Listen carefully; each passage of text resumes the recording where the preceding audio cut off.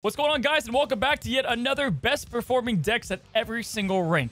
Now, I'm always surprised when the masses play a deck truly what the data shows as the best performers in terms of both win rate and average cubes gained. Now, we're going to be looking at decks at least played 750 times on the ladder, and we'll go rank by rank and show exactly the data. Now, we're going to start with rank 10 to 40 and then go by increments of 10. Let's hop on in. Now, we'll be comparing every single deck today to the Good Stats Stature deck. I think this is kind of the meta deck that you'll see at every single rank, even as low as 10 to 40 as I've seen. And so we're going to be looking at the highest win rate decks and cube rates in comparison and seeing how they stack up. Now, at the lowest ranks, you'll be surprised, but Lockjaw is going to be our highest win rate deck at a 67.8% win rate. And honestly, not bad to see this down this low. It's going to be a Jane Jaw variant that we've seen kind of make a resurgence with the Lockjaw nerf and with Jubilee and kind of how everything works together.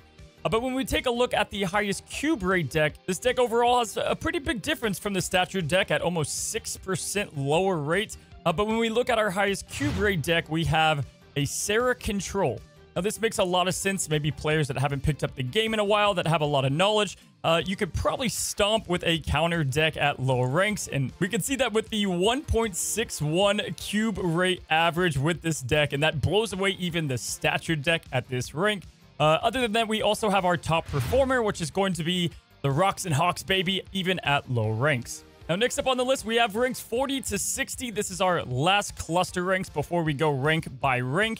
And looking at the highest win rate, we have a 64% win rate discard deck, which it's awesome to see discard finally get the notoriety it truly deserves. Very consistent deck with MODOK if you do have the Season Pass card. And he's a new series drop, so he's a little bit easier to get. Now, this is only 2% lower than the Stature deck at this rank. And if we take a look at the highest cube rate deck, it is going to be an on-reveal favorite. Now, we've seen this time and time again. Kind of a slept-on on-reveal deck with Ebony Moss, Power Presence, Angela, just like good cards that focus on some priority. And then you have the surprise of Ironheart, Wolfsbane, Wong, White Tiger, followed by an Odin to capitalize it off. Now, again, kind of always head-scratching. I just don't know how this has such a high cube rate, but maybe it's just an absence of Cosmo in the lower ranks. But I like the deck. You don't see this too much in the higher ranks, so it's cool to see it down here. And as the top performer runner-up, we've got ourselves a Sandman deck with Jeff attached. Obviously, Jeff is a great card to counter Sandman, but he's also great played along it. And with Nebula on the Season Pass card, we see a bit of a control take on this Sandman style of deck. It's cool to see from 40 to 60. Really, there's not a huge difference from a lot of the decks out there in comparison to the Good Stats deck, so definitely nice to see.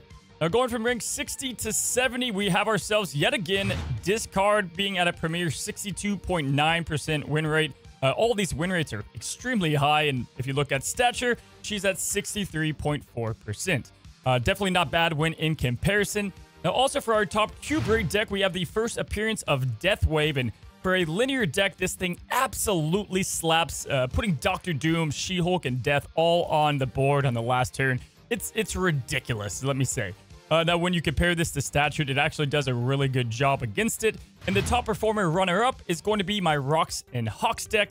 If you're looking how to run that deck, I have a guide for it. Very linear and A to Z guide on a deck that just offers so many different win conditions. All right, now we're going to enter kind of the more big leagues, as you will. Rank 70 all the way to Infinite.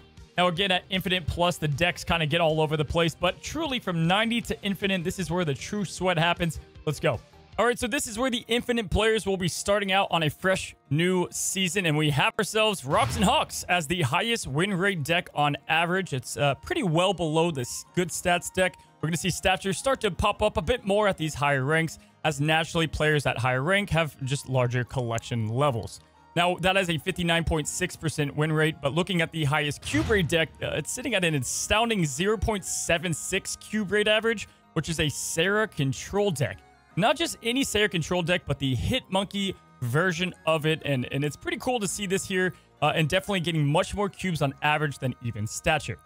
Now, rank 80 to 90, we've got ourselves a 57.5% win rate deck. This is even more sweaty and one of the tougher rank sections to climb.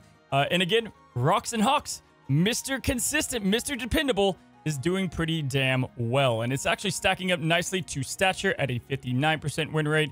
Our highest cube rate deck is, again, Death Wave, and we're having a nice 0.57 cube average, even at the higher ranks. Again, blowing away the good stats deck. So if this isn't telling you anything, guys, Rocks and Hawks, Death Wave, both very consistent. And then we have yet another Sarah control deck, but it's the Dark Hawk version of the deck as our top performer runner-up. Again, I'm not too shocked to see all these decks. They're all very consistent. They offer counterplay, and man, they can dominate a wide variety of decks out there.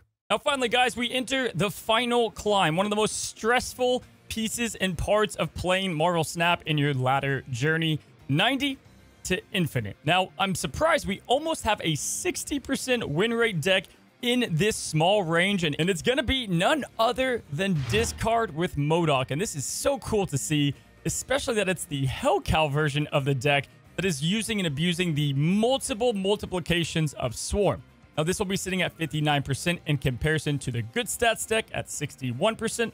And oftentimes, you'll see that the best decks in Snap don't perform at the best level from 90 to Infinite or 80 to Infinite because players at this level have seen the deck so much in their journey on the ladder that they kind of know what to anticipate, and so it makes the deck a little bit worse. Now, looking at the highest cube rate, we're at 0.42, which is a little bit on the low side when compared to stature here. But what's crazy to see is that it is Silver Surfer producing the highest cube rate at this time of making the video. And, you know, no surprise here, right? We have counterplays to so much. Storm and Juggernaut offer control. Killmonger can just kill all those powerful one-cost cards. And then you have Maximus and Polaris for very easy power. Now, the top performer and runner-up at this rank is a Control Flood style deck. We've seen this start to pop up, but again, just shutting down different zones and having Nebula in there or Sunspot offer a great wide variance and just power, and it's difficult to keep up with. A lot of 8 power cards here, a lot of control with Spider-Man. You have Captain Marvel to save the day, and then obviously Doctor Doom. I was pretty surprised, guys, to see the runner-up and just these decks at this high of rank. Alrighty, folks, lastly, we are on Infinite, and, you know, I typically don't do this all too much because Infinite is infinite, and people like to have a little bit of fun when they get to these ranks. But surprisingly, Rocks and Hawks, people are still enjoying playing the deck, and it is at almost a 60% win rate, even at Infinite plus level of gameplay. Now, after that, we have the highest cube rate deck in Sarah Control with Hitmonkey involved, and our top performer is going to be a Bounce Disrupt version, which I anticipate seeing a lot more with Kitty Pryde being in a lot more decks. But looking at all these compared to stature, she's obviously doing much better than most of these decks.